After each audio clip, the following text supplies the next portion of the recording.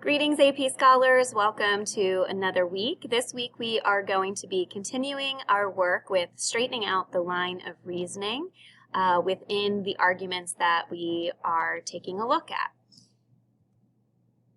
A quick reminder before we get started that the skill we are focusing on right now comes from our AP Language and Composition course and exam description, and that is Skill 5A, describe the line of reasoning and explain whether it supports an argument's overarching thesis.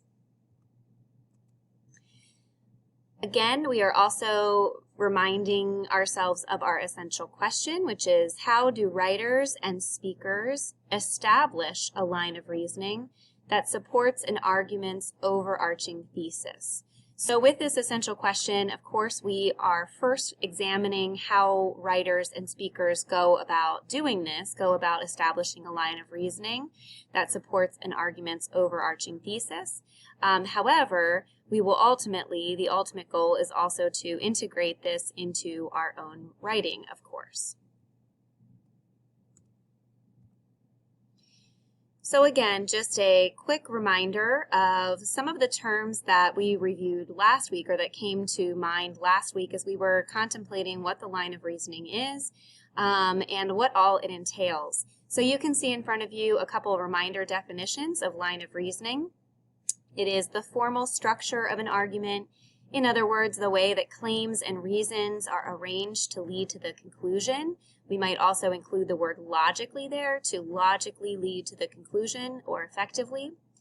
It includes multiple, this is per our rubrics, our AP scoring rubrics. A line of reasoning includes multiple claims, each with adequate evidence that is clearly explained.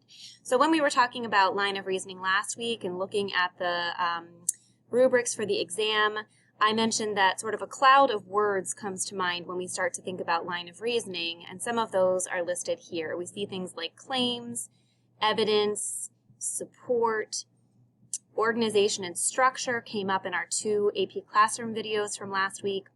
Modes of development were covered last week in our AP videos.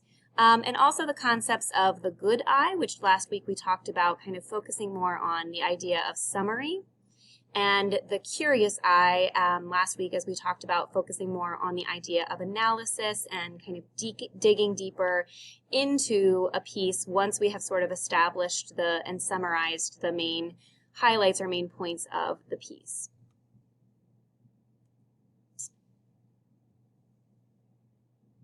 I wanted to remind you of the document that we looked at last week, which outlines the process and provides some questions to ask. If you remember, this was the document from Marco Learning, and again, it kind of gives us an outline, a way to think about the process of evaluating the line of reasoning.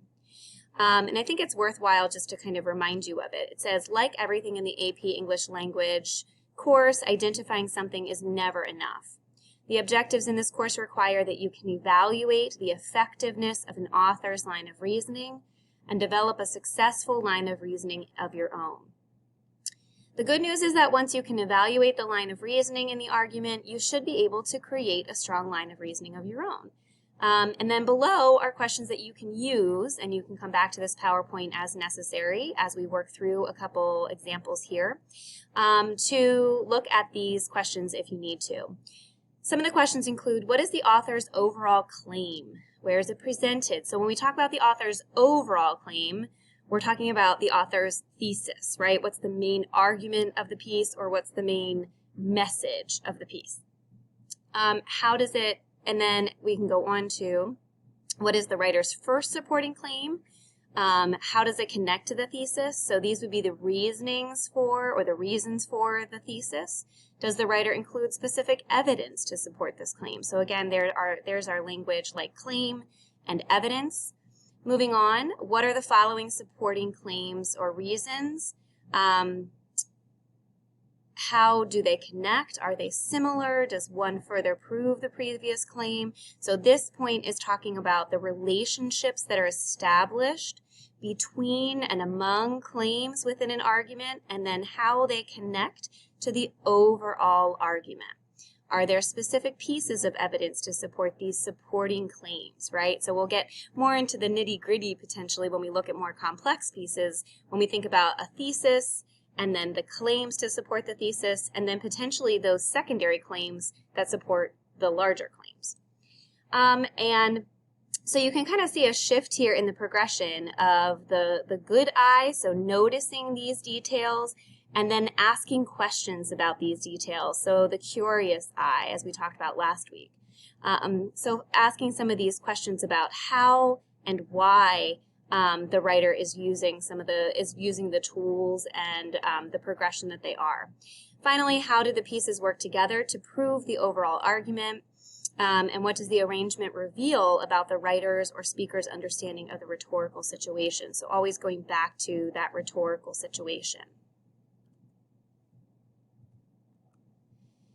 So today we are going to do a little bit of practice together, and I want to have you pause the video after I get done talking here in a moment. You're going to pause this video and you are going to jump on over to the TED Talk. You can use the link in the Schoology folder. The TED Talk, Go Ahead, Make Up New Words by Erin McKeon. And as you watch the first time, what I want you to do is read for content, so to speak. So last week we talked about the one professor, the one teacher who instructed us to read for content the first time and then read for rhetorical choices and line of reasoning the second time or the third or the fourth, depending on how complex the text is. So the first time you watch Erin McKeon's TED Talk, Go Ahead and Make Up New Words, what I'd like you to do is just jot down observations. What do you note?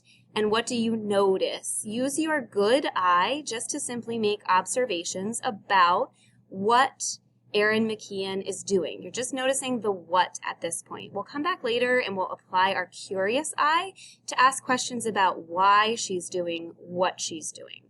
Some things to take notice of might be the modes of development that she is using, might be how she is organizing her talk, and again, at this point, we're just focusing on the what, so I would jot down anything that you see her doing.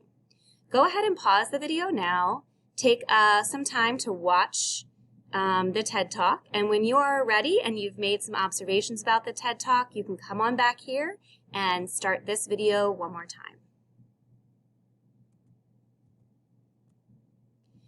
So now that you've had a chance to watch the TED Talk, go ahead and make up new words at least one time. Some of the things you may have noticed might align with some of the things that I noticed. And so if yours do not align, you may want to add these things to your note-taking sheet in front of you as well. So I'm wondering if you noticed the idea that she establishes ethos at the very outset of her talk. Much like Amy Tan does in the very beginning of her essay, Mother Tongue, both of these writers and speakers kind of situate themselves and their professions right at the outset of the talk or of the text that they're providing.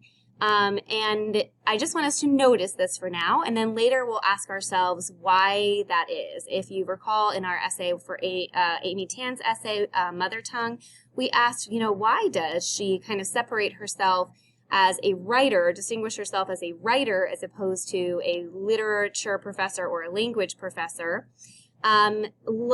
Likewise, or similarly, we're going to ask ourselves later why Erin McKeon might talk about herself as a linguist or a lexicographer. You may have noticed that she uses examples. This is a mode of development that maybe we want to take note of. You may have noticed that she uses numbering or steps, and again, this is a mode of development that we want to take note of. She, at one point, delineates between two kinds of grammar, and again, this is a mode of development, not one that we specifically looked at in the videos from last week, but certainly one a move that we can think about as a mode of development within this talk. And if you're thinking already about what her message is or what her thesis is, which you're going to have to think about as you move forward with your line of reasoning, I'm wondering if you came up with something similar to mine. So I decided ultimately that her thesis is that everyone should make up new words.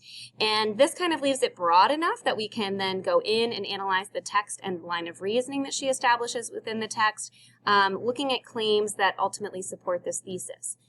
If you would argue that her thesis is something else, that is okay. You simply need to be able to explain and justify that thesis as you take a look at her line of reasoning as we move forward.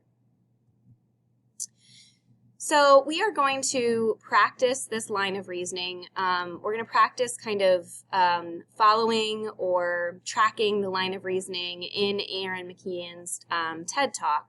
So what you're going to do now is you're going to ultimately watch this again, and you're using the outlined steps on the following slide, which we'll preview here together, and you're going to want to use those steps to walk you through this line of reasoning, approaching the line of reasoning. As you do so, I'm going to have you complete the evaluating line of reasoning graphic organizer.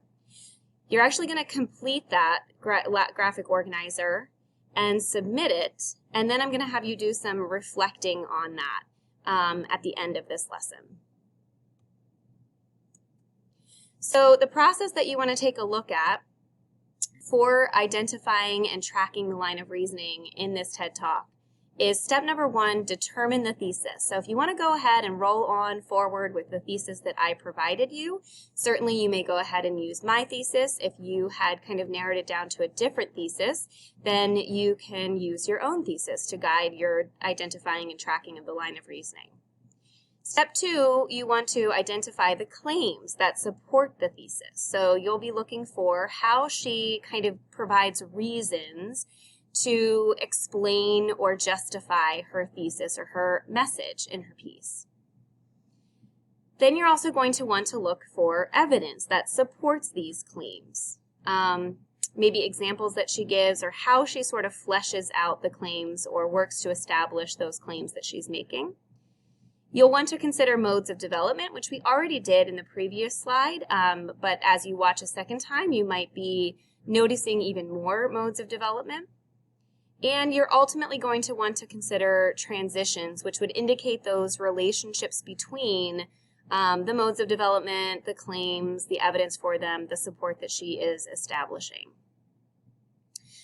Okay, so at this point, you're going to go ahead and, again, watch the TED Talk one more time, the Go Ahead and Make Up New Words TED Talk. And as you're doing so, you want to keep the process in mind, so the steps that I outlined in the following slide, and you're going to complete the evaluating line of reasoning graphic organizer as you do so. I just wanted to provide you with a quick note about the graphic organizer. The graphic organizer is saved as a PDF, but it is still editable, so I wanted to make sure that you understood how you can go ahead and edit it. If you're in the document, once you're in the document, you can come on up here to Tools, and you're going to want to select Fill and Sign. And what this does is allows you to actually type within the form, and then you're going to want to ultimately save this, of course, before you submit it.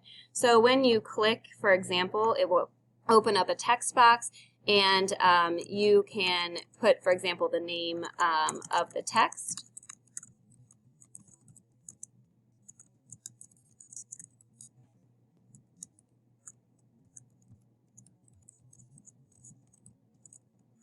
And then once you're finished, you just simply can click wherever it is you want to type an answer or a response within this document. You can change the font if you run out of room. You can keep making the font larger or smaller. And again, once you've finished it and you're ready to save it, you can come up here to File and Save As you normally would. All right, so final steps for this is that you are going to watch Amy McKeon's TED Talk one more time at least, and work your way kind of through this graphic organizer to help you evaluate the line of reasoning, keeping in mind the steps in the process that were outlined in the PowerPoint. As always, if you need any help with anything along the way, simply let me know and I can help you out. Take care, everyone.